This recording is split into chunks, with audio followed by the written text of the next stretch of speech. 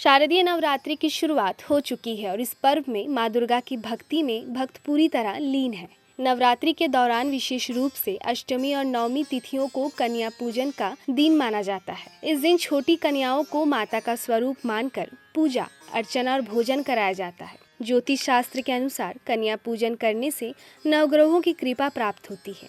प्रत्येक कन्या को माता का स्वरूप माना जाता है और उनकी सेवा करने से जीवन में सकारात्मक बदलाव, सुख, समृद्धि और यश प्राप्त होते हैं।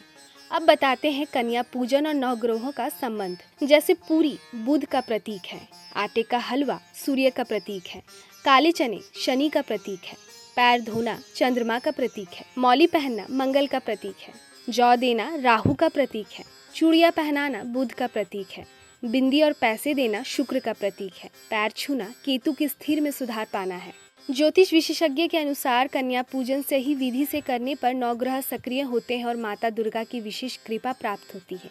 अब बताते हैं कन्या पूजन की तिथियां। अष्टमी तिथि, अष्टमी के दिन कन्याओं को भोजन कराने और उनकी सेवा करना अत्यंत शुभ माना जाता है।